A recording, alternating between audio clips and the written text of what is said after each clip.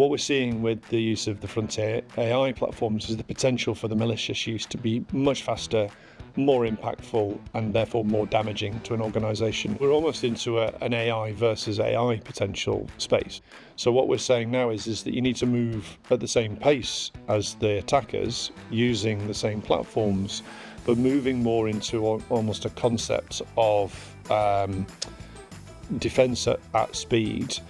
Zero Trust moves to that principle of always authenticate and verify every user on the network.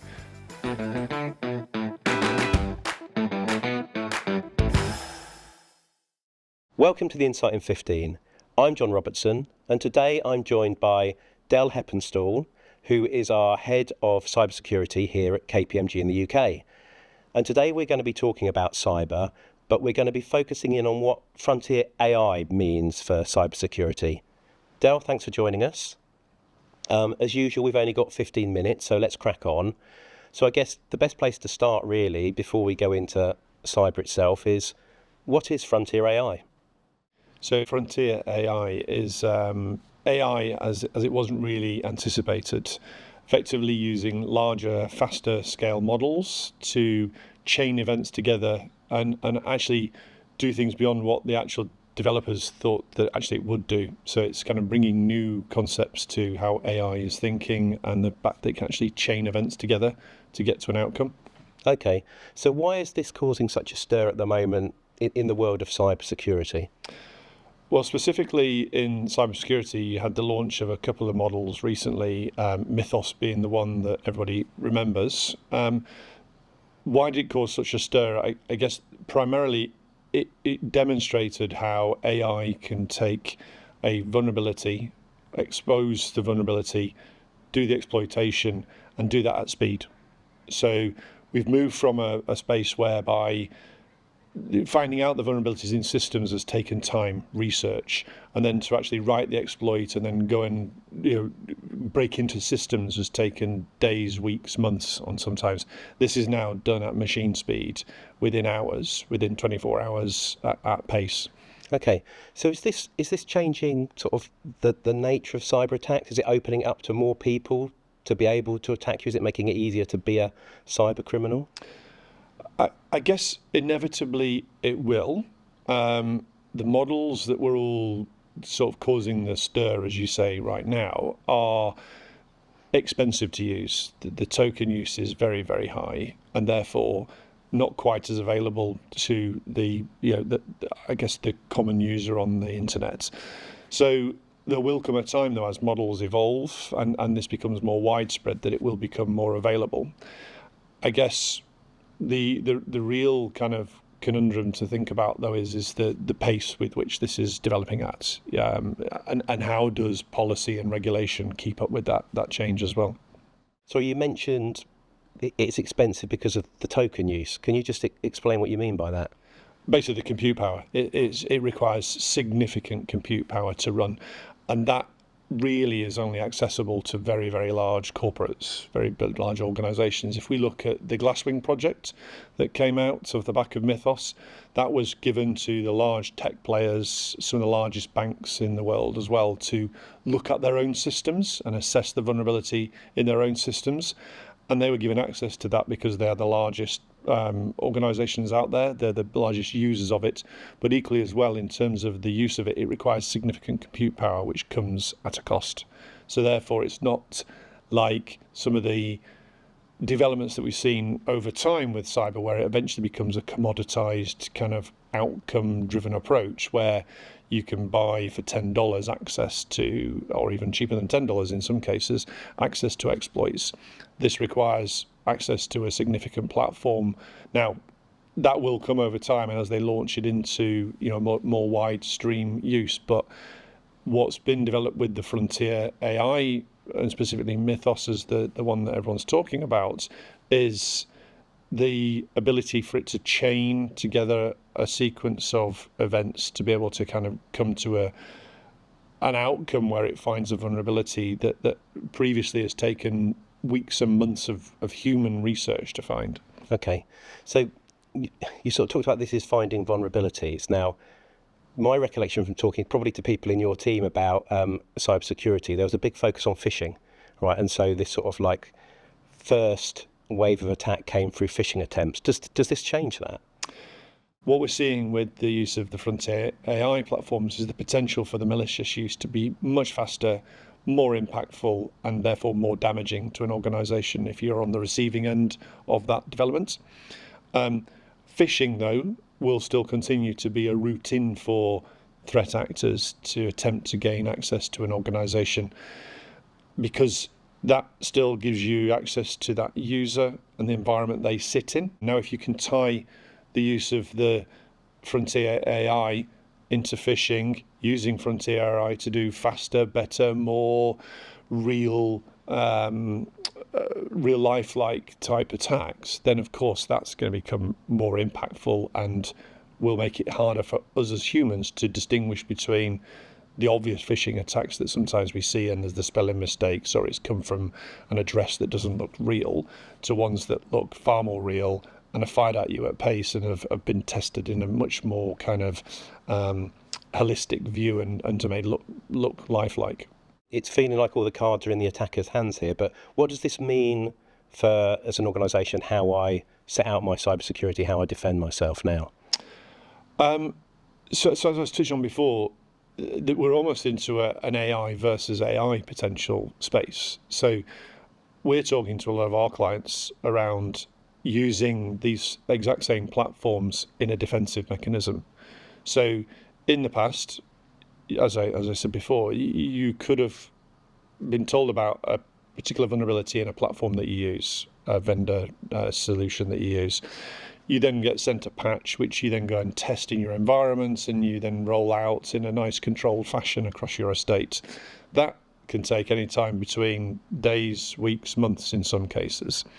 So what we're saying now is that you need to move at the same pace as the attackers, using the same platforms, but moving more into almost a concept of defense at speed, and looking for anomalous behaviours and responding, as opposed to, and this concept's not new, this concept, right? But zero trust concept, and moving to an approach whereby you architect your environment knowing that there are attacks that are going to come, but you have an architecture that allows you to segment parts of your network off and defense in depth, and having automation and taking decisions at speed. So it's almost a kind of an arms race in some respect. Del, for our listeners, could you quickly explain what you mean by the zero trust concept?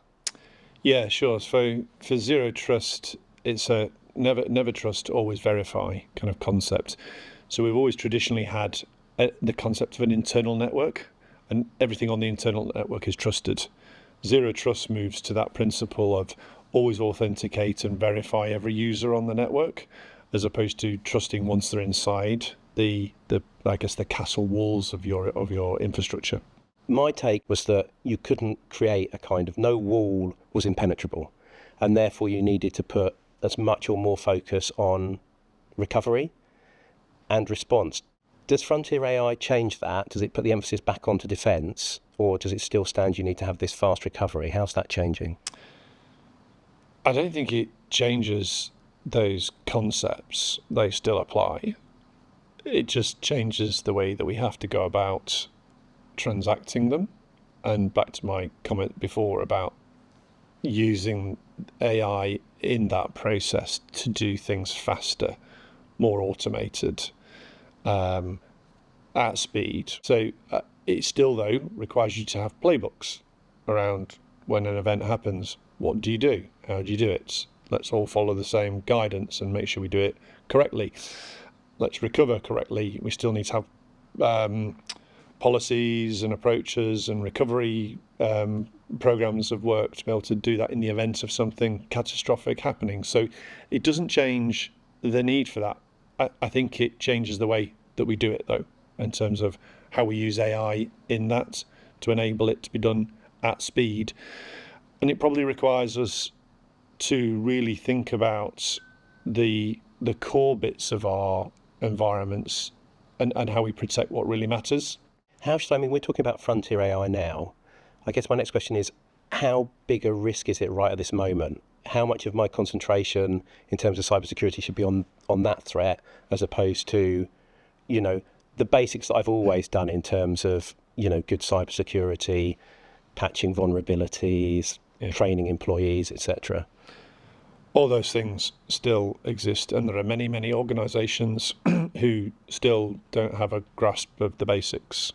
There are still organisations who don't educate all their employees on the risks that are presented as from a cyber perspective. We've talked before about phishing attacks, so there's still all that human element and the training and awareness that needs to continue. We still need to run our IT. Right? We still need to continue to build or implement new systems, so that doesn't change. What does change, though, is the fact that we need to be cognizant of the potential for frontier AI to change the speed with which some of this stuff will come at us, and therefore how fast we need to respond.